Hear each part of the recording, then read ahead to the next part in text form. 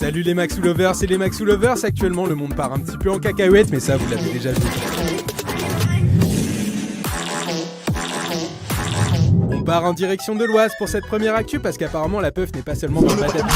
En effet, une forte odeur de cannabis s'est propagée dans plusieurs villes du département. Une désagréable odeur de shit à Sautemont lance un internaute cité par le Parisien. Les raisons, on sait toujours pas vraiment. L'odeur pourrait provenir de déchets broyés dans une usine ou des 700 kg de cannabis saisis le 21 février dernier par les gendarmes de la région. En tout cas, c'était pas toxique et sans effet apparemment. Alors si vous habitez dans l'Oise et que vous avez commandé un tacos XL triple viande à 3h du mat, faudra nous trouver une autre excuse. On reste dans les substances parce que les douaniers de Nantes ont fait une découverte assez particulière dans un colis supposé être du miel. Bon, du miel de marque Extra Black Horse ou Vital Honey, de quoi se poser quelques questions. Il s'agissait en réalité de 5530 stickers de miel aphrodisiaque, mais aussi 690 cachets de Viagra, dis donc, et 1176 doses de gel aphrodisiaque. Les mêmes douaniers ont aussi annoncé en même temps la saisie de 17 000 fausses cartes Pokémon rares en provenance de Chine, dont certains avoisinent les 11 000 à 14 500 euros. Il habite où déjà, David Lafarge? Bon, on va arrêter avec la drogue parce que c'est mal, d'accord? Prenez plutôt exemple sur Clément qui s'est fixé le défi de courir tous les jours 42 km pour récupérer l'ensemble des masques jetés sur la voie publique. Au total, c'est pas loin de 2000 masques que le coureur a réussi à ramasser dans plusieurs villes de France. Une initiative sportive mais aussi environnementale qui a pour but de sensibiliser à l'augmentation de la pollution. Classique. Pour ce qui est des masques, ils seront acheminés dans un atelier d'artistes pour être recyclés en vêtements. Du coup, nous on a fait l'inverse, on a été récupérer les vêtements sales de Grimm parce que ça commençait à sentir vraiment fort et on va les recycler en masques. Oh, qu'elle est mignonne cette petite pieuvre, sauf qu'elle peut vous tuer avec une seule piqûre. C'est de toute évidence une information cruciale qu'ignorait cette personne en postant ce TikTok il y a quelques semaines. Il s'agit en réalité d'une pieuvre aux anneaux bleus considérée comme l'une des espèces les plus dangereuses du monde. Son poison paralyse la langue, la bouche, puis les voies respiratoires. Pas sûr qu'elle recommence vu que l'info a fait le tour du monde et le nombre de commentaires lui a rappelé qu'elle a quand même eu beaucoup de chance de s'en sortir indemne. Ah oui, évidemment, est-ce qu'on doit vraiment vous préciser le pays ?